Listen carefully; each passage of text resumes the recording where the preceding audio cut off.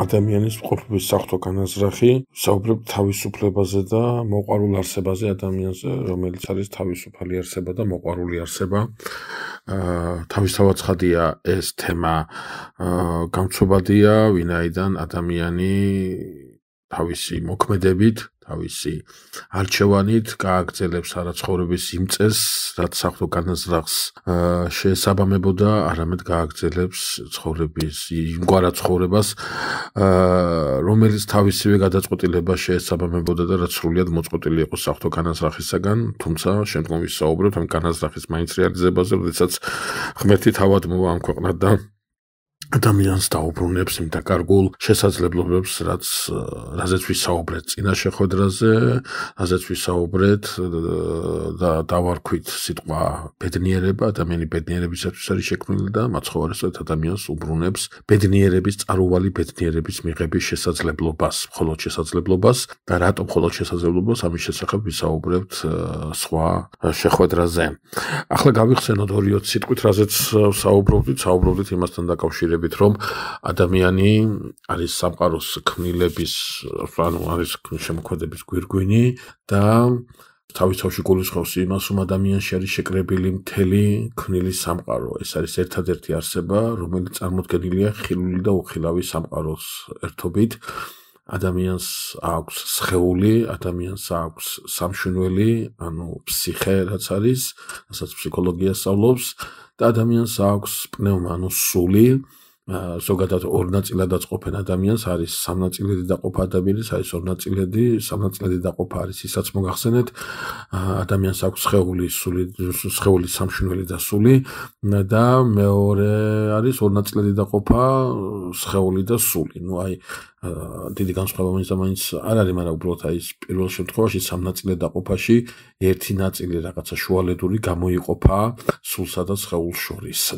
ვისაუბრეთ იმასთან დაკავშირებით, რომ ადამიანი შექმნილია არაფრობისაგან, ისევე როგორც მთელი სამყარო, ex nihilo ამისი შემოქმედება ღვთისაგან და ვისაუბრეთ იმაზე, რომ ადამიანი არის ხატი ღვთისა, ადამიანი არის მსგავსი ღვთისა, მოწოდებულია ღვთისგავსებისაკენ და ამ ადამიანში იგულისხმება მამაკაცი და დედაკაცი თანაბრად ღირსეული, თანაბრად დიდებულნი, თანაბრად საოცრებანი არიან. ახლა ჩვენ დღეს უნდა ყურადღება გავამახვილოთ უწინარეს ყოვლისა იმაზე, თუ რა არის ეს ხატება ადამიანში, რას წარმოადგენს ადამიანი, რას ნიშნავს ის გავსებისაკენ არის მოწოდებული და როგორ რეალიზდება ეს საღვთო განაზრახით, ანუ სხვაგვარად რო ვთქვათ, რა სივრცეა ის სივრცე, სადაც ადამიანი ყოფობს ცოდვით დაცემამდე. ახლა ყურადღება მივაქციოთ რა სხვათა შორის წინა შეხვედრაზე კი ვთქვით, მაგრამ მაინც ასე ვთქვათ აღვნიშნოთ, რომ შემოქმედების შესახებ თხრობა წმინდა წერილში არის ორ ნაწილად დაყოფილი, ერთი გახლავთ თხრობა კოსმოცენტრული, ეს პირველი თავის თხრობა, ხოლო მეორე თავის თხრობა გახლავთ ანთროპოცენტრული, სხვაგვარად რო ვთქვათ, პირველ თავში წმინდა წერილი გვიყვება იმის შესახებ, თუ როდის რა შექმნა ღმერთმა, ხოლო მეორე თავში, მეორე თხრობაში, ანთროპოცენტრულ თხრობაში გვიყვება იმის შესახებ, თუ ვისთვის და რა მიზნით კეთდება ეს ყველაფერი. სხვაგვარად რო ვთქვათ, პირველ თავში შემოქმედების ცენტრში, თხრობის ასე ვთქვათ, თავარი თემა არის ეს სამყარო, სადაც ჩვენ ცხოვრობთ, ხოლო მეორე თხრობის, ანთროპოცენტრული თხრობის თავარი თემა და ცენტრს წარმოადგენს ადამიანი, ანუ ამ ცენტრი, შუაგული რაღაცა, რომლისათვისაც იქმნება ეს სამყარო. გარდა ამისა, ყურადღებას ვაქცევთ კიდევ ერთხელ ნათქვამს, რომ ჩვენ ადამიანს შემოქმედების გვირგვინს უწოდებთ, მასში იკრიბება ყველაფერი, ნიშნავს იმას, რომ როდესაც დაცემული ძალა, ანუ თავის დროზე ნათლით მოსილი ანგელოზი დაეცემა, ამ დაცემას სამყაროსთვის ტრაგედია არ მოაქვს, ეს მისი კერძო ტრაგედია, ხოლო ადამიანის დაცემას უკვე მოაქვს მთელი სამყაროსათვის ტრაგედია. ანგელოზის დაცემით სამყარო არ იხწნება, სამყაროში არ შემოდის ტკივილი, ხწნილება, სიკვდილი, მაგრამ ადამიანის დაცემის შემდგომ ეს შემოდის, რატო ადამიანი არის შემოქმედების ცენტრი, მის დაცემასთან ერთად მთელი სამყარო ეცემა და მის აღდგომასთან ერთად ასევე მთელი სამყარო, ასე ვთქვათ, მთელი სამყარო მიემართება იმ განახლებისაკენ, რომელიც მაცხოვარმა მისცა კაცობრიობას. ახლა წმინდა წერილში ადამიანთან დაკავშირებით, სანამ აი კიდევ უფრო დავაკონკრეტებდეთ თხრობას, ერთ ძალიან საინტერესო დეტალს მივაქციოთ ყურადღება. წმინდა წერილში ადამიანი ღვთის ხატად და მსგავსად არის წარმოდგენილი და მოდი ვნახოთ ერთი რა არის ეს ხატება. ჯერ ეს როგორ არის ისეთ ადრე ხატებას აი მათე ქრისტიანულ ლიტერატურაში ისევე როგორც სხვათა შორის იუდაურ სინამდვილეში, იუდაურ ლიტერატურაში და ამ ტექსში, იუდაურ ტექსში ეს ორი ტერმინი ხატება და მსგავსება ერთმანეთისაგან არ განირჩევა. ეს ორი ტერმინი ერთმანეთისაგან არ განსხვავდება, რაც გულისხმობს თავის თავში ხატება, იმას გულისხმობს მსგავსებას, იდენტური ტერმინებია. მაგრამ ცოტა მოგვიანებით შესაძლებელია სქოლასტიკის გავლენითაც მაინც ხდება გამიჯვნა ერთმანეთისაგან, რაღაცა ნიშნებით არის წარმოდგენილი ხატების ნიშნები, ხატება რაღაცას გულისხმობს, რაღაცის სიმრავლეს გულისხმობს და მსგავსება კიდევ რაღაცა სხვა მოვლენად არის წარმოდგენილი. არაფერი არ არის ამაში მიუღებელი, არაფერი ამაში რა ქვია წარმოუდგენელი. ჩვენც აი ამას გავყვეთ, როგორც ეს ბევრ მასთან არის წარმოდგენილი ხატების ნიშნებს დაუკვირდეთ რა არის ხატება და რას ნიშნავს მსგავსება. თვითონ სიტყვა ხატება ნიშნავს რაღაცას ანარეკლს, ტვიფარს. ანუ ადამიანი არის ღვთის ხატი, ნიშნავს ადამიანში ირეკლება ღმერთი. ანუ რაღაცა ჩადებულია ადამიანში ისეთი რაღაცეები, რისი რეალიზებაც, რისი გამოხატულებაც ჩვენ რაღაცა საერთო ანარეკლს გვაჩვენებს ამ ქმნილებაში. არც ერთ ქმნილებაში ეს ანარეკლი არ ჩანს. ყველა ქმნილებაში ჩვენ ხედავთ საერთო სიბრძნეს, სიბრძნით არის შექმნილი სამყარო, ძალიან ბევრი დიდი მეცნიერული კვლევების შედეგად სწორედ აღიარებენ, რომ ამ მოწესრიგებულობის, ამ საოცრების წარმოდგენა მხოლოდ უზენაეს გონ შეუძლია, წარმოუდგენელია შემთხვევითობის შედეგი იყოს და აი ქმნილი სამყაროს შესწავლა ადამიანს აჩვენებს როგორი სიბრძნით არის სამყაროს შექმნილი, მაგრამ აი უკვე ადამიანი აჩვენებს არა მარტო სიბრძნეს, არამედ თვითონ ღმერთს არ ეკლავს ადამიანი, არა მარტო მის სიბრძნეს, არამედ მის თვითონ შემოქმედს არ ეკლავს ადამიანი, აი ამ ხატების და აი ამ ტვიფარის საშუალებით. ამიტომ მოდი ვნახოთ რა არის ის, რაც ღმერთმა ჩადო ადამიანში. სანამ ჩამონათვალ შეუდგებოდით, რომელსაც არ გავაგრძელებ და სულ რამდენიმეს ვიტყვით, მხოლოდ იმასაც ჩვენ ზოგადად გვჭირდება ჩვენი სალექციო კურსისას, ერთი ასეთი მაგალითი მოვიყვანოთ. აი ადამიანისათვის ჩვენი საუბრები მაინც ადამიანის გარშემო იქნება, ხო? ადამიანთა კრებულის, საზოგადოების და ასე შემდგომ ამის გარშემო უნდა ტრიალებდეთ ჩვენ. აი წარმოვიდგინოთ გაშლილი მდელო, დიდი გაშლილი მდელო, სადაც ჩალაგებულია ერთსართულიანი სახლები. აი ერთი და იგივე მასალის რაღაც, ერთ და იგივე არქიტექტურის ერთსართულიანი სახლები არის სულ ჩალაგებული მთელ მიდამოზია, აი მთელ ამ გაშლილ ველზია ეს სახლები ჩალაგებული და აი გამოვედით ჩვენ რაღაცა მეორე მხარეს აღმართულია მთა და იმთიდან გადავხედეთ ამ მდელოს და ვხედავთ აი ამ სურათს დიდ მდელოზე ჩალაგებულ ამ ერთსართულიანი სახლების სიმრავლეს. წარმოიდგინეთ, გავედით უკან, სადღაც გავედით და ხელმეორედ გამოვედით ამ მდელოზე გადასახედად და რო გადავხედოთ, დავინახეთ, რომ უკვე ამ მდელოზე ისევ იგივე სურათია, ყურადღება მიაქციეთ. ზუსტად იგივე სურათია, მაგრამ სადღაც იქ ბოლოში ერთსართულიან სახლს მეორე სართული დაადგეს. ანუ სურათი იგივეა, გარდა ერთი განსხვავებისა, უკვე ერთი სახლი ორსართულიანი გახდა. დანარჩენი ისევ ერთსართულიანებია. მაგრამ ის მეორე ის ერთი სახლი, ხო? ორ სართული მეორე სართულით გახდა წარმოდგენილი. ყურადღება მიაქციეთ. ეს ორსართულიანი სახლი როგორ მივიღეთ? ისე კი არა, რომ ერთსართულიანი სახლი დაინგრა და იმის ადგილას ორსართულიანი სახლი აშენდა, არამც და არამც. პირიქით, ამ ერთ სართულს დაადგეს მეორე სართული. ანუ ის დაანგრიეს და ახალი აშენეს კი არა, აშენებულს დააშენეს ზემოდან მეორე სართული. აი ეს არის ადამიანის მეორე სართული, არის ის რითაც ამ ქმნილებებიდან უნდა გამოვყოთ ჩვენ ადამიანი, როგორც ეს სახლი გაიმიჯნა, ეს სახლი ისევ ამ სივრცეშია, ეს სახლი ისევ იმ პირველი სართულით არის წარმოდგენილი, როგორც აქამდე იყო, მაგრამ რაღაცით არის განსხვავებული ყველა სახლისაგან, იმით რომ მას მეორე სართული დაადგეს ზემოდან. აი ეს მეორე სართულია კიდევ ერთხელ მეორე ადამიანი, ანუ სხვაგვარად რო ვთქვათ, ჩვენ ადამიანები, ჩვენი ბიონაწილით მთლიანად ვენათესავებით ცხოველთა სამყაროს. აი ჩვენი ბიონაწილით მთლიანად ვენათესავებით იმ სამყაროს, რომელიც ღმერთმა შექმნა პირველი 6 დღის განმავლობაში. ამიტომაც არის დღევანდელ დღემდე მეცნიერება ცდილობს რაღაცა თუ პრეპარატზე მუშაობს, რაღაც წამალზე მუშაობს, სამკურნალო რაღაცა აი ამ იმაზე ნივთიერებაზე მუშაობს, შედეგებს გამოცდის ცხოველზე და თუ ცხოველზე ამართლებს მისი ქიმიური მოქმედება, ის გაამართლებს ადამიანსაც. შესაბამისად, ადამიანი ეს არის, აი ბასილი დიდი ამბობს, ადამიანი ეს არის გონიერი ცხოველი. ანუ ცხოველია, მაგრამ რაღაცა ერთი დაემატა ისეთი, რითაც ეს უკვე სხვანაირი ცხოველი გახდა. აი, ოქროპირი ამბობს, ვწდები, ადამიანი არის ცხოველი, რომელიც განღრთობისაკენ არის მოწოდებულიო. ანუ ცხოველი, ოქროპირის მახსენდება, მე რამდენადაც მე დავთვალე, შესაქმისეული აი ამ თხრობის განმარტებისას, ეს წმინდა მამა, რომელიც უდიდესი ავტორიტეტით არის წარმოდგენილი მართლმადიდებელ ეკლესიაში, 8-ჯერ ადამიანს უწოდებს ცხოველს. ცხოველს გონიერ ცხოველს. ანუ ჩვენი ბიონაწილით არაფრით არ გამირჩევით მთელი სამყაროსაგან, ცხოველებისაგან, ასევე როგორც ის ერთსართულიანი სახლი არაფრით არ გამოირჩეოდა დანარჩენი ერთსართულიანი სახლებისაგან. მაგრამ ჩვენში ღმერთმა ამ ცხოველში, რომელსაც ადამიანი ქვია, ჩადო რაღაცა, რითაც ეს ახლა არის სხვანაირი ცხოველი, ისევე როგორც იმ ერთსართულიან სახლს დააშენეს მეორე სართული, ანუ კერდაანგრეს ეს პირველი რაღაცა დაამატეს. აი ამ დანამატმა ეს სახლი სხვანაირ სახლად აქცია. აი ეს დანამატი რაც დაამატეს მეორე სართული რაც დაადგა ღმერთმა აი ამ სახლს ანუ ის მეორე რაღაცა შემადგენელი რა ჩადო ღმერთმა ადამიანში არის სწორედ ხატება ღვთისა. ანუ არის რაღაცა ისეთი რაც არ აქვს ცხოველს და აქვს ადამიანს. თუ გახსოვთ ჩვენ წინა შეხვედრაზე ვისაუბრეთ, წინა ჩვენი თემა იყო, ზოგადად ბევრ საკითხს შევეხეთ, მაგრამ ერთ-ერთი საკითხი, რომელზეც ვისაუბრეთ, გახლდათ ის, რომ ადამიანი ეს არის ის, რომელიც მოწოდებულია ბედნიერებისაკენ.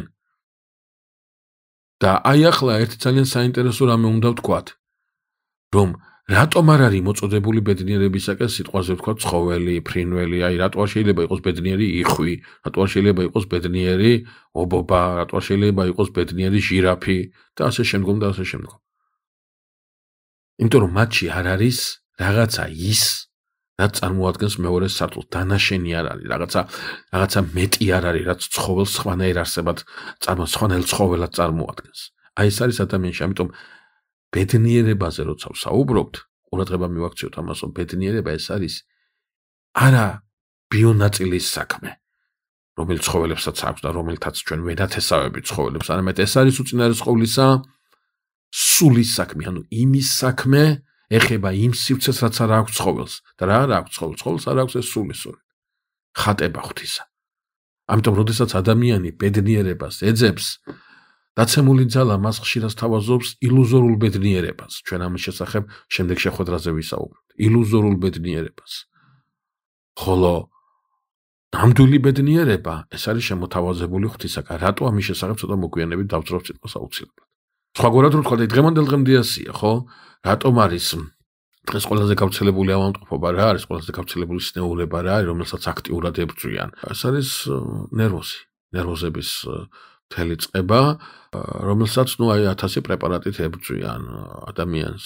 ძალიან მძიმე ცხოვრება, განსაკუთრებით თანამედროვე ტექნოლოგიების წინსვლის ეპოქაში, საინფორმაციო ეპოქაში ადამიანი პრაქტიკულად ვეღარ ასწრებს მიღებული ინფორმაციის გადამუშავებას, არა იმიტომ რომ ინფორმაცია რთული, არამედ იმიტომ რომ ის არის ბევრი და ბევრი ინფორმაციის ადეკვატურ გადამუშავებას ვეღარ ასწრებს და ის უკვე ცდილობს უბრალოდ ინფორმაცია მიიღოს ზედაპირულად, არ იბჟელოს მასზე, არ ჩაუღრმავდეს მას, ამას ზედაპირულად ვიღაცის დასკვნების, რაღაცა სოციალურ ქსელში გაკეთებული პოსტებით გავლენის ქვეშ მოექცეს, იმიტომ რომ ღრმა აზროვნება, ღრმა ფიქრი ამას არ ჭირდება და უცებ გაიმეოროს და გაავრცელოს ის აზრი, რაც მოსწონს ან რაც არ მოსწონს და ასე შემდეგ და ასე შემდეგ. თუმცა ადამიანი დღეს ცდილობს, რაც შეიძლება ბევრი ინფორმაცია ჰქონდეს, რაც შეიძლება ნამდვილი ინფორმაცია ჰქონდეს, არა, შეიძლება ბევრი ინფორმაცია ჰქონდეს და ამ ბევრი ინფორმაციის, ასე ვთქვათ, გამავრცელებლადაც თვითონაც იქცეს. შესაბამისად, აი ცხოვრების წესი, რუტინა რაც არის, ხო, ადამიანს ძალიან ღლის მის იმ ნაწილს, რომელიც არა აქვს ცხოველს და რომელიც მარტივად ძილით და მარტივად იმის დასვენებით არ იკურნება ცხოველიც იძინებს და თავის ასე ვთქვათ, შემადგენელს პირველს ისიც რაღაცა საშუალებას აძლევს კვლავ მოქმედების საშუალებას აძლევს ხო ძალებს აღუდგენს და ადამიანმა შეიძლება რაღაცნაირად დაისვენოს ყოველდღიური დაღლილობისაგან, მაგრამ ეს დასვენება არ არის მარტო ადამიანს, ეს დასვენება არ ყოფნის, რაღაცა სხვა დასვენება ჭირდება, მას რაღაცა სხვა საკვები ჭირდება, რომ იმ სხვა რამეს მიეცეს შეეხოს, რომელიც არ აქვს ყოველს და აქვს ადამიანს და ამით ის ადამიანობს. ამიტომაც აი დღეს აი ეს ილუზორული ბედნიერება ამაში ეძიებენ ხოლმე მას რაღაცა ბიონაწილში, ფსიქონაწილში და არ ეძებენ სულის ნაწილში. იმ დროს, როდესაც ბედნიერება სინამდვილეში არის სულის ნაწილი. აი ვერანაირად, აი რაც არ უნდა ეცადოს ადამიანი ვერანაირად ვერ იღებს ხოლმე შინაგან სიმშვიდეს. შეიძლება გახდეს ესეთი, რა ქვია, აიდენტიფიცირებული მოვლენებისადმი, ხო? რაღაცნაირად უინტერესო გახდეს მისთვის ბევრი მოვლენა დაღლილობის გამო და ეს ანიშნავს ის, რომ ის მშვიდია. შეიძლება ძალიან ბევრმა რამემ ააღელვოს, ძალიან ბევრმა რამემ უბრალოდ წყობილებიდან გამოიყვანოს. სიმშვიდეში ნაგანი არ აქვს, რატო? იმიტომ რომ ამ სიმშვიდეს განაპირობებს სულიერი სივრცე, სულიერ სივრცეში რაღაცა მოქმედება, რა მოქმედება ამის შესახებ თავისთავად ცხადია მერე ვისაუბრებთ. და ადამიანი ამას ხშირ შემთხვევაში არ ეძებს ამ საშუალებებს, ეძებს მისი ბიონაწილისათვის და მისი ფსიქონაწილისათვის, ვთქვათ, დამამებელ საშუალებებს და ეს მას ვერ ამშვიდებს თავისთავად ცხადია და ვერ აძლევს იმ საკვებს, რამაც შეიძლება ადამიანის შინაგანი სამყარო უწესრიგოს. აი სწორედ ეს მეორე სართული არის, როგორც გითხარით, ის რაზეც ადამიანი ადამიანობს და განსხვავდება ცხოველისაგან. რა არის ახლა ეს მეორე სართული? ხო, კიდე ერთი არ დაგვავიწყდეს, რომ აი ადამიანობა იწყება სწორედ მაშინ, როდესაც ის იწყებს ცხოვრებას მეორე სართულზე, ანუ იწყებს სულიერ ცხოვრებას, ანუ ათის მაღლა. ცხოვრობს არა პირველ სართულზე, არამედ მეორე სართულზე ცხოვრობს. მეორე სართულიდან იყურება, მეორე სართულიდან უყურებს იმ სივრცეს, რომელიც სივრცეშიც ის მოექცა.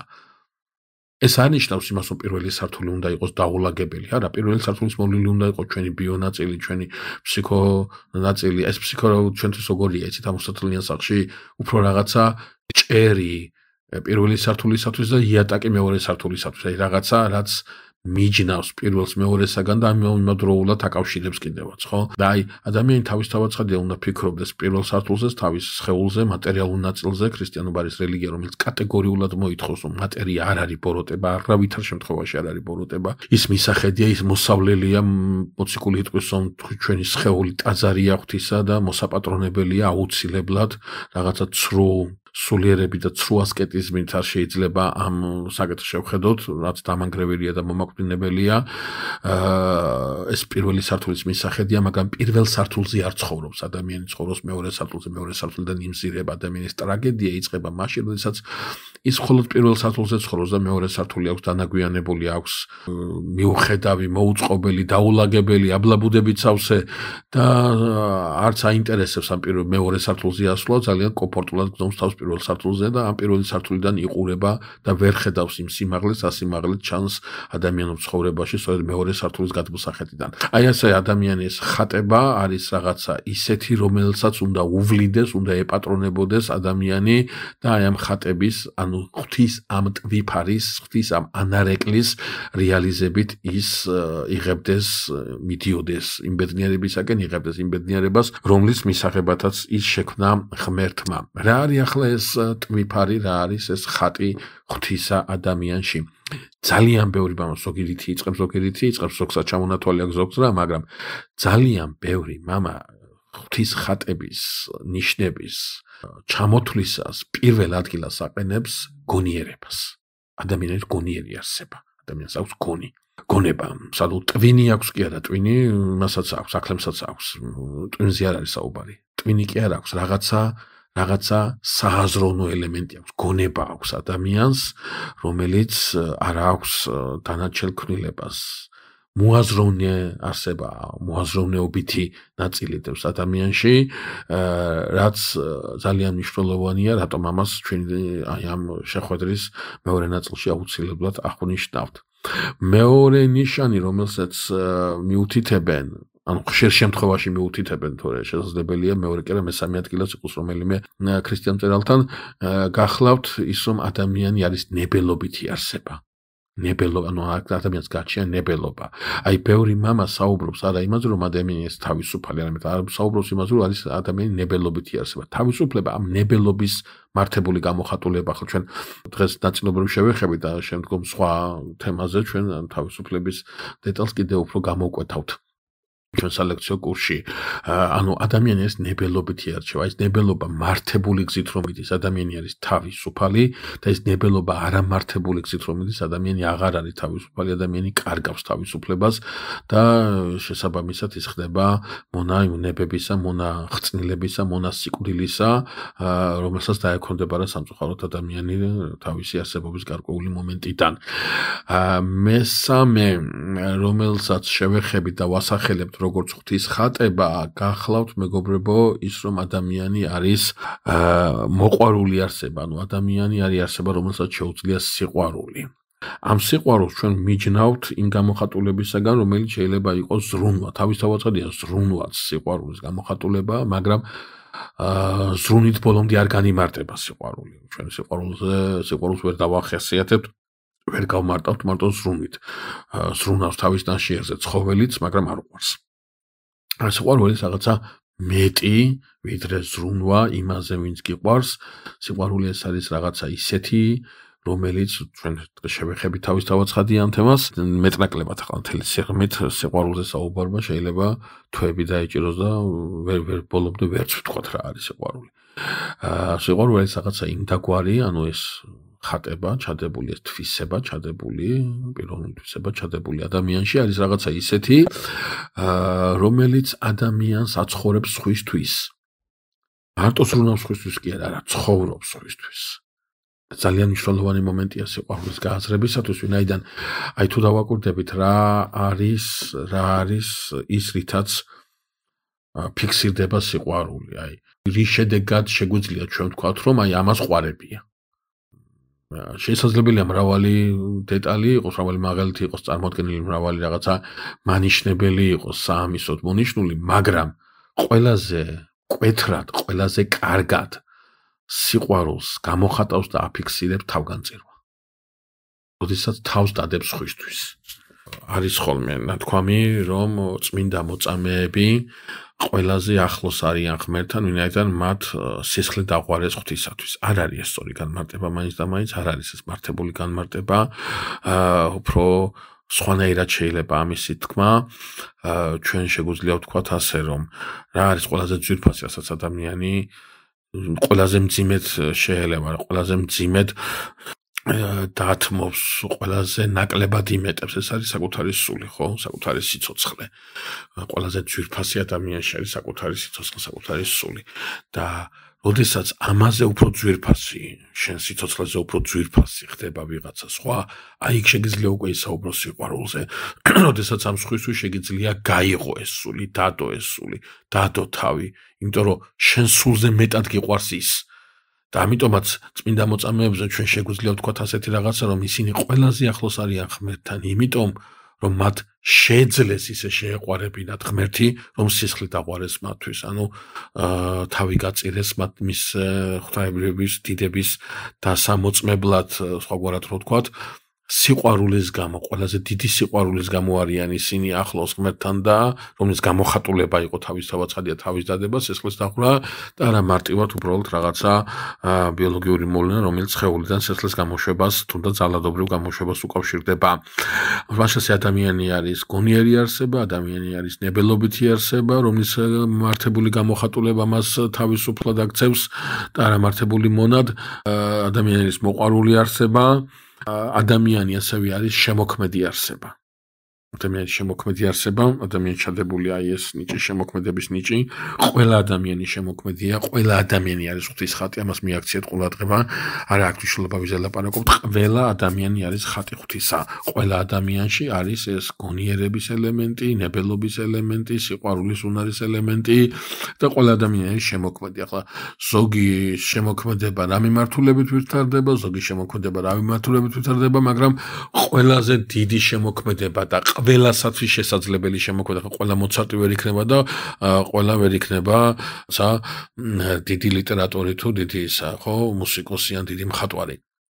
მაგრამ ყველას შეუძლია ყველაზე მნიშვნელოვანი რამის შემოქმედება შეუდგეს ეს გახლავთ საკუთარი თავის შემოქმედება ღმერთში საკუთარი თავის შენება ღმერთში საკუთარი თავის წარმოდგენა ღმერთში ხო წარმოდგენა რა წარმოსახვა და ილუზია არამედ მისვლა ღმერთთან და წარდგენა საკუთარი თავისა ღმერთში შესაბამისად როდესაც ჩვენ საუბრობთ აი ამ შემოქმედებაზე ადამიანზე როგორც შემოქმედებით არსებაზე ყურადღებას ვაქცევთ იმას რომ აი ღმერთი ქმნის ადამიანს არაფრისაგან. ახლა ადამიანმა უნდა შექმნას ადამიანი განღრთობაში. თავის თავაცხადია იმას დამოუკიდებლად არ და ვერ გააკეთებს, რატომ ამის შესახებ ცოტა მოგვიანებით ვიტყვით, მაგრამ მისი ნებელობა, მისი თანამოქმედება, მისი სინერგიულობა უპირობო დაუცილებელია ამ გზაზე, სხვანაირად უბრალოდ ქრისტიანული მოძღვრება არ არსებობს, სხვანაირად ქრისტიანული რელიგია არ არსებობს. ის თლიანად დგას სინერგიაზე, სინერგია რა არის, ამის შესახებ ჩვენ ცოტა მოგვიანებით აუცილებლად ვისაუბრებთ. ხაშასი აი ადამიანი არის შემოქმედი არსება და კიდევ ერთი დეტალი, რომელსაც ყურადღებას აქცევენ მე ძალიან მიყვარს ამის აღნიშვნა, რომ ადამიანი არის იუმორის მქონე არსება. ადამიანს შეუძლია, ასე ვთქვათ, სიცილია რა იმ თვალსაზრისით, ახლა ცხოველიც ხანდახან აფიქსირებენ, რომ რაღაც ამგვარი ემოციას გამოხატავს ხოლმე. არა, ადამიანს შეუძლია გამოიგონოს სასაცილო.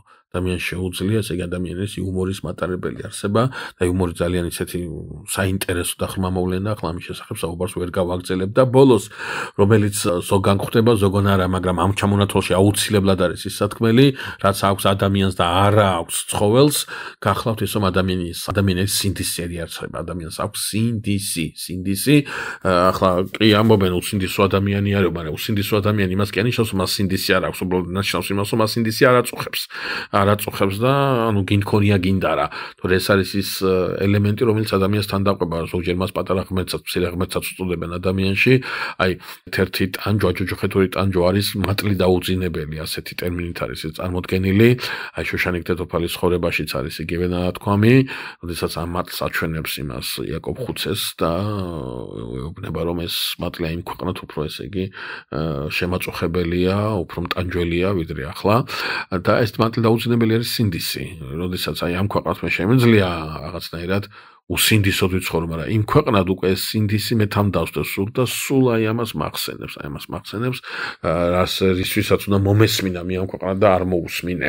აი ეს არის ხატება ღვთისა, ბევრია კიდე ჩამოსათვლელი, მაგრამ ამით შემოვიფარგლოთ. ხატება ღვთისა, ანუ რაღაცა ისეთი, რომელიც ღმერთმა ჩადო ამ ცხოველში და შესაბამისად ეს ცხოველი უკვე სხვანაირი ცხოველი გახდა, ეს არის ადამიანი. ახლა თუ დავაკვირდებით, აი ეს მოცემულობები, რაც ჩამოუთვალეთ, არის სტატიკური ელემენტები.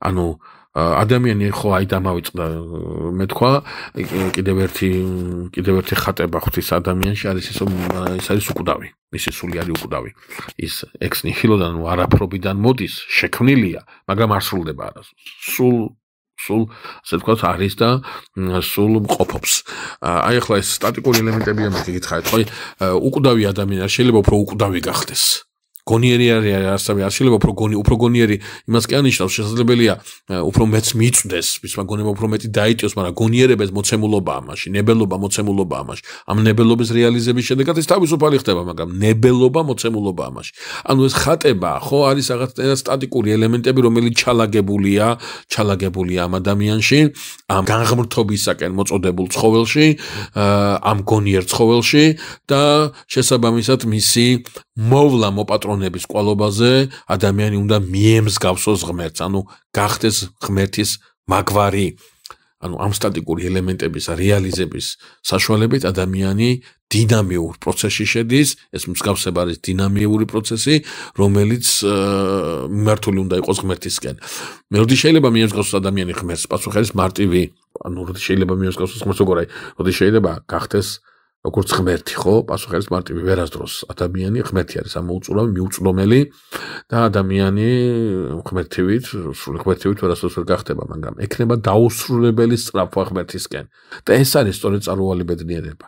სულ ბევრი ბედნიერება მოდის, აი, რაღაცნაირად წარმოიდგინოთ, ხო, მარადილობაზე ვსაუბრობ და წამების და წუთების ხსენება აქ ცოტა უადგილოა, მაგრამ ჩვენი გასაგებიანით რო ვილაპარაკოთ, ხო? აი, ერთ წამში ვარ ბედნიერი, მეორე წამში ვარ კიდე ბედნიერი, მესამე წამში კიდე ბედნიერი, მეოთხე წამში კიდე ბედნიერი და ეს ბედნიერება არ სრულდება. სულ მოდის, სულ იზრდება და სულ ახალია. და ეს მოდის სახელმწიფოელობა ღმერთთან ერთობას გულისხმობს და არის ამის შესახებ ახლა შემდეგ ვისაუბრებთ, ახლა არ დავცხრათ ამასთან დაკავშირებით სიტყვა. სხვაგვარად ვთქვათ, ადამიანი ხატი ღვთისა, ადამიანი მსგავსი ღვთისა, ნიშნავს იმას, რომ ეს არის ადამიანი, ეს არის ცხოველი, რომელიც იცდებს ეს ელემენტები, რომელიც ჩამოთვალე და ამ ელემენტების მართებული რეალიზების საშუალებით, მისი მოვლა-მოპატრონების საშუალებით ის მიემსგავსება ღმერთს. ახლა ვნახოთ წმინდა წერილში რა გორის საინტერესო რაღაც არის ნათქვამი. ყურადღება მივაქციოთ მეორე თავის თხრობას, რომელზეც უკვე ვთქვით, რომ ის ანთროპოცენტრული თხრობა, ანუ თხრობის ცენტრში არის წარმოდგენილი შემოქმედების გვირგვინი, ანუ თვითონ ადამიანი. ჩვენ წმინდა წერილში კითხულობთ, რომ ღმერთმა თავიდან შექმნა ჯერ მამაკაცი. ადამთან დაკავშირებით არის საუბარი, ის მიწისძვრისაგან მოსილა. ეს მიწისძვრი გულისხმობს იმას, რომ მისი სხეული ნატიფია, გაუხეშებული არ არის, ხო, რაღაცა ამასაც ხედავენ და შაბერას სული სიცოცხლისა, ანუ ხატება მისცა მას ღმერთმა და ადამი დასვა 60-ში, მის შუაგულ ბაღში, ედემის ბაღში, საშვებელში მოაქცია, სადაც ადამს უნდა იგი ემოღვაწევა და ამ სამოღვაწეო იმაში სივრცეში უნდა მიაღწია ღვთისმსგავსობისაკენ. ყურადღება მიაქციეთ, ადამი 60-ში არის წმინდა, მაგრამ არ არის განხრთობილი. წარის წმინდა ნიშნავს იმას, რომ მოწოდებულია განხრთობისაკენ, ანუ არა აქვს რაღაცა ჩვენ ენაზე ვთქვათ დეფექტი, არ აქვს არაფერი მანკიერება, არის სრულიად წმინდა, მაგრამ განღმრთობილი არ არის, ხო?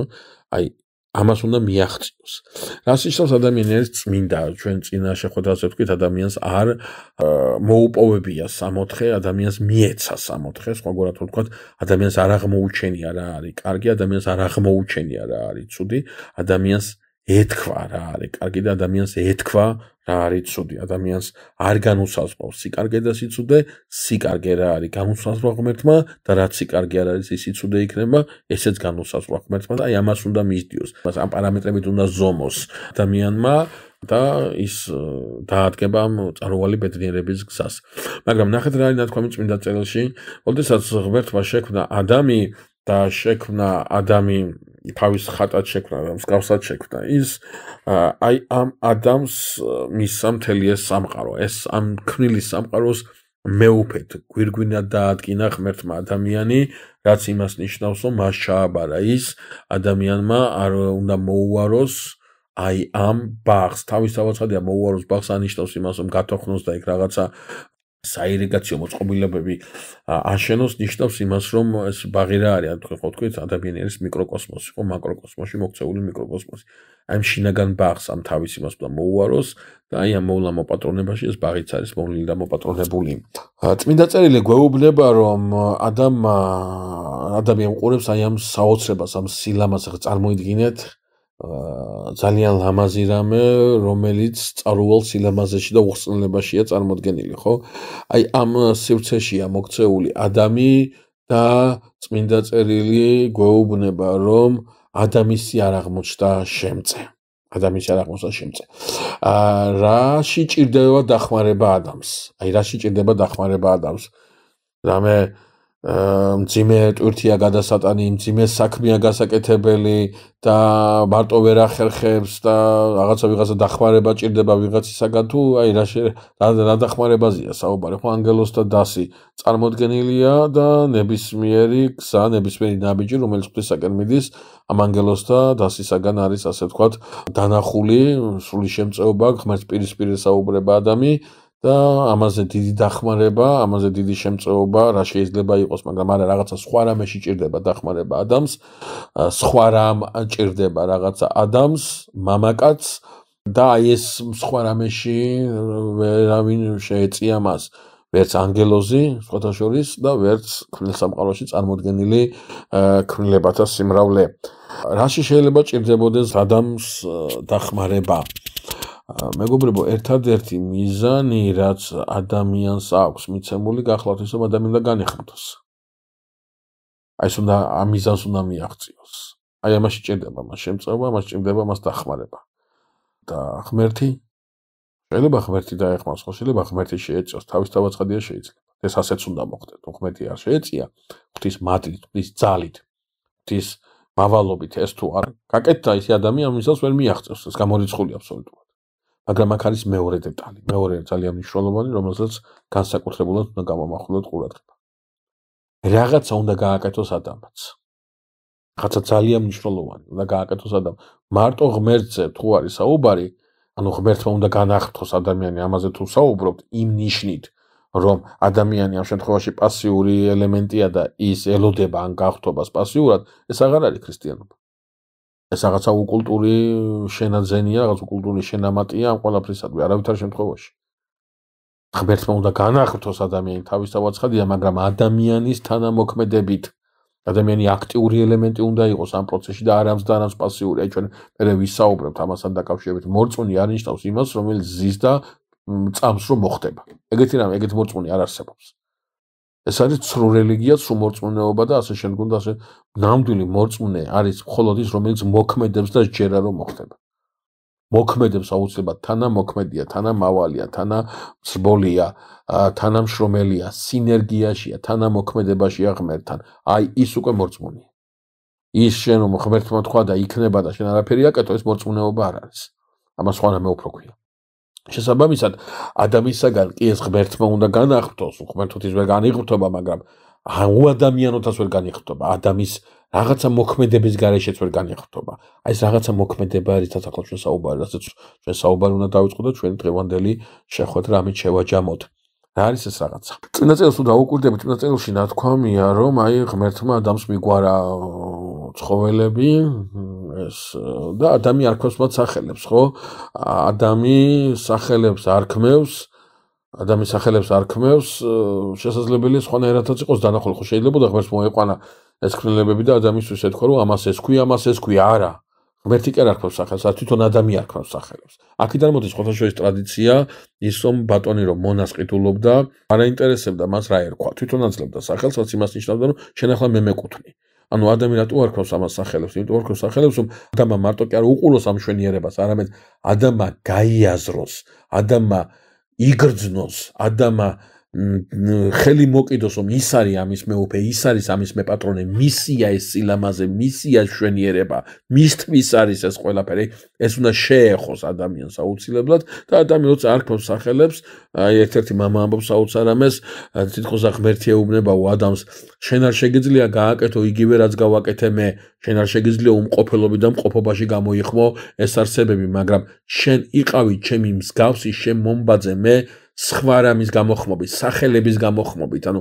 სახელები შენ დაარქვიო ამ ცხოველებს, სხვაგვარად რო ვთქვათ, ადამი იწყებს შემოქმედებით ცხოვრებას და შემოქმედებით ცხოვრება არის უბრალოდ არა რაღაცის გამოხატულება, არამედ გააზრება იმისას, რომ ეს ყველაფერი არის ადამიანის ღმერთმა, ეს ყველაფერი მისა ადამიანს.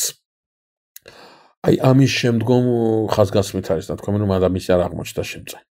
კიდე არ აღმოჩნდა, ესე იგი ადამა აი ესე იგი ადამიანის სახელებს უარ ქოს ასიშტავს ხო მის თვისებებს უყურებს ამ თვისებების მიხედვით არჩევს სახელებს ხო ამ ცხოველს ეს უწოდა და იმ ცხოველს ის უწოდა ეს იმას ისოს ამ ცხოველში ეს დაინახა და იმ ცხოველში ის დაინახა ანუ შესაბამისად აი თვისებებს ხედავს და ამ თვისებების მიხედვით ადამი არქმევს სახელებს მაგრამ აი ამ თელ სამყაროსო გადახედა ადამიანს კიდე არ არის ვიღაცა კიდე ეძებს ვიღაცას კიდე აი ვერავინ დაეხმარა იმ საქმეში რომელიც საქმეს რეალიზებაც უნდა შედგეს ღმერთთან ერთად აი რაღაცა ეს ინსტრუმენტი რომელი ინსტრუმენტის საჭიროა ამ სამოღვაწეო ასპარეზისათვის აი ეს რაღაცა არა აქვს ადამიანს რა არის ეს რაღაცა მეგობრებო აი დავაკვირდეთ ერთ ძალიან საინტერესო რამის რატო ქნის ღმერთის სამყარო ჩვენ არ ვიცით რატო ქნის ღმერთის სამყაროს თუ თვითონ ღმერთმა არ გვეთქვა ეს ჩვენ საერთოდ ჩვენ შეგვიძლია საღვთო მოქმედებაზე ვთქვათ ახსნათ გავაანალიზოთ ის იმდენად რამდენადაც თვითონ ღმერთმა გვითხრა ჩვენ რაღაცა სხვის დამატება ჩვენ არ შეგვიძლია ჩვენ მხოლოდ ღმერთზე ვლაპარაკობთ მხოლოდ იმას რასაც თვითონ გვეუბნება და აი რაღაცა ცდილობენ ქრისტიანულ ფილოსოფიაში ცდილობენ დასვან კითხვა რატო ქნის ღმერთის სამყაროს რატო ქნის სამყაროში ადამიანს რომელიც მე დაეცემა ადამიანს რომელიც მე რომის გამოსასყიდადაც მე მოვა თვითონ ღმერთი მოვა და ეს ადამიანი შეურაცხყოფ შეაფურთხებს დაამცირებს ბოლოს მოკლავს კიდევაც უმძიმესი და უსაშინლესი სიკვდილით აი წინ და წინ იცის ეს ღმერთმა და რატო ქმნის კიდე თქო ამ კითხვაზე პასუხის გაცემა არის შეუძლებელი ერთადერთი კონტექსტი გვაქვს ისევ წმინდა წერილზე დაყრდნობით, რატომაც შეგვიძლია რაღაცნაირად როგორ იცით შეძლების დაგვარად გავცეთ პასუხი. ეს არ არის საბოლოო პასუხი. არამც და არამც არ არის საბოლოო პასუხი, მაგრამ აი რაღაცა შეძლების დაგვარად გაცემული პასუხია, რაღაცა ანარეკლია, რაღაცა იმ თავარი პასუხისა, რომელიც სასופველისეულ პერსპექტივაში შეიძლება მიეცეს ადამიანს.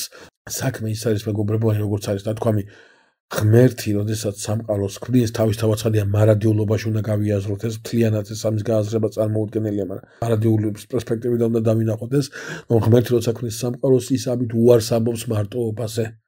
ის ამით უარს ამბობს იმაზე, რომ მხოლოდ მისი იყოს ის ნეტარება, რომელიც მას აქვს თავის თავში, მას წინარე სამარადისო ზრახვაში, რას ნიშნავს ეს წინარე სამარადისო ზრახვა, ჩვენ არ ვიცით, ვიცით რომ მხოლოდ ის არის წინარე სამარადისო ზრახვა, თავის წინარე სამარადისო ზრახვაში აქვს აი ეს გადაწყვეტილება, მიღებული, ესეც ძალიან უცხო სიტყვა, მიღებული წარსულს ნიშნავს, ღმერთში წარსული არ არსებობს, ანუ არდევს ეს გადაწყვეტილება, რომ ვიღაცა არსებობდეს კიდე, რომელიც თანაზიარი იქნება იმ ბედნიერებისა, მიეცემა ის ბედნიერება, რომელიც ღმერთს აქვს თავის თავში. სხვაგვარად ვთქვათ, ეს არის არსება, რომელსაც ეს ბედნიერება არ აქვს.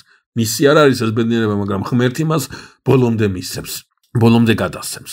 და აი სამყაროს შემოქმედების და ამ სამყაროში ადამიანის შემოქმედების რაღაცა მიზანი, ცოტა სუსტი, ძალიან სუსტი პასუხი რო გავცეთ, გახლავთ, ისიც რომ ღმერთი უარს ამბობს მარტოობაზე, თუმცა თავის თავში ის მარტო არ არის, ყოვლადწმინდა სამება და ეს ყოვლადწმინდა სამება თავის თავში ამბობს წინარე სამარადისო გაზრახვაში, რომ ვიღაცა უნდა იყოს კიდე ზიარი აი ამ ბედნიერებისა. ეს ვიღაცა ხო შეიძლება იყოს ანგელოზი, როგორ არის კიდევაც ასე, არის ის ზიარი საფრთხოდებისა, მაგრამ ანგელოზი არ არის საუბარი. ანგელოზი არ არის ის, რომელიც განიღო, ანგელოზი არ არის ნათქვამი, რომელიც უნდა განიღრთოს. არა, ანგელოზი კი რაღაცა სხვა ქმნილებაზეა კიდე აქ საუბარი, ანგელოზის მაგვარი, მაგრამ რაღაცით მეტი თითქოს და აი დიდებითა და პატივით გვირგვინოსანი რაღაცა სხვა დევს მას, რაღაცა სხვას ატარებს, რასაც არ ატარებს ანგელოზი. რა არის ეს? ეს არის ის, რომ ადამიანს აქვს მატერიალური შემადგენელი, ადამიანს აქვს სხეული. ამდენად ის თავისი სულით ბოლომდე ენათესავება სულიერ სამყაროს და თავისი სხეულით ბოლომდე ენათესავება მატერიალურ სამყაროს. რაღაცა შესაკრებელია, ანუ ადამიანში იკრიბება მთელი ქმნილება, ადამიანის გააღრმთობით განიღრთობა სამყარო და ადამიანის დაცემით ეცემა სამყარო. რაღაცა იქმნება რაღაცა ისეთი, რომელიც თავის თავში ატარებს ყველაფერს და აი შექმნის მიზანი ერთ-ერთი კიდევ ერთხელ სუსტი პასუხის მიხედვით არის, რომ ვიღაცა სხვა აი ესეთი ძლიერ განსხვავებული, რომელსაც რაღაცა ყველაზე განსხვავებული აქვს საფაქტორიალობიდან, ეს არის მატერია, მატერიაში მყოფი გახდეს თანაზიარი, აი ერთობაში შევიდეს, ანუ ვიღაცასთან ერთად იყოს ამ ნეტარებაში ღმერთი.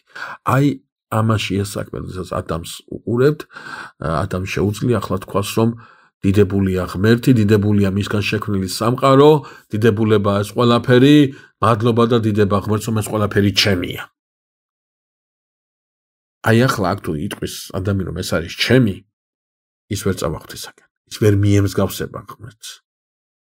მასში უნდა გაჩნდეს დაუძლეველი სურვილი იმისა, რომ ეს ყველაფერი ჩემია კი არა, ეს ყველაფერი ჩვენია. როგორც ღმერთი უარს ამბობს მარტოობაზე, ასევე ადამი თუ უნდა მიემსგავსოს ღმერთს, უარი უნდა თქვას მარტოობაზე. უარი უნდა თქვას მარტოობაზე აუცილებლად და ვიღაცას ეძებს, ვიღაცას ვისთანაც ერთადაც იქნება ეს ყველაფერი მისი. და ესეთი არ აღმოჩნდა არც ერთი. რატო? იმიტომ რომ არც ერთში არ დადევს ის ვისთან ერთადაც ეს მარტო მისი იქნება კი არა, კიდე რა იქნება, ყველაზე მთავარი რა არის.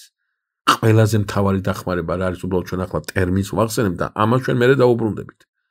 ვისთან ერთადაც ის აღასრულებს რას? ღვთისმსახურებას.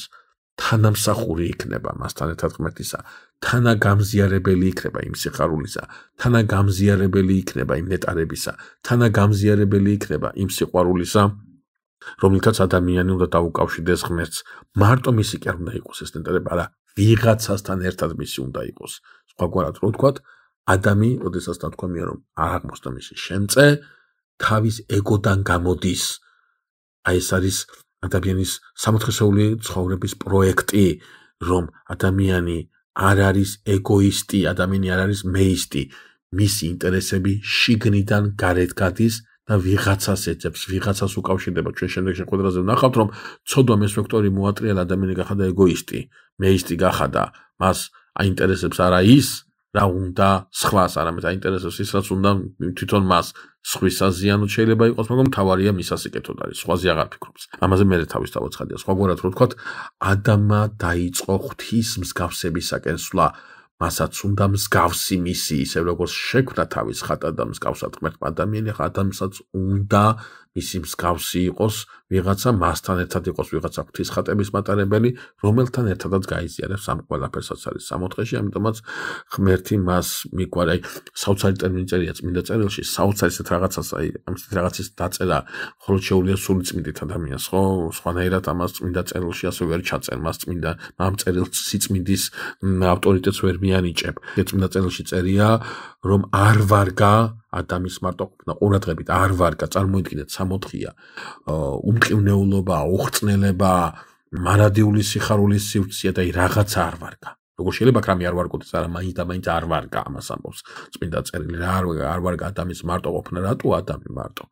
ანგელოზთა სამყარო ადამიანს ურთიერთობა აქვს ღმერთთან, არა, კი ეს ყველაფერი აქვს ადამიანს, მაგრამ არ აქვს ყველაზე მთავარი, არ აქვს ის, რაც მის ურთიერთობას გამოხატავს, ასე ეგოს გამოიტანს შიგნიდან გარეს, ამ ეგოს გამოტანის სივრცე მხოლოდ ზეცაში აქვს, მიწაზე არ აქვს.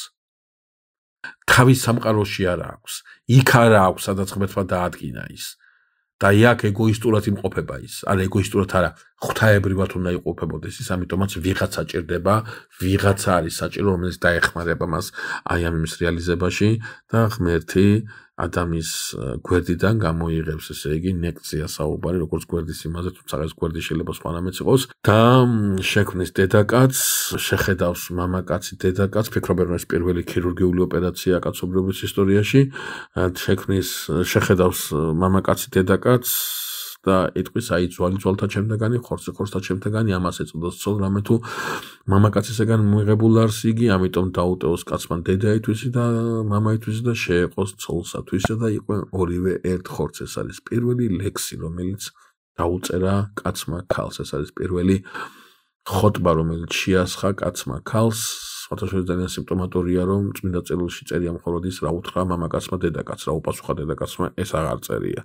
ალბათ ეს გამოყოლილი აქვთ.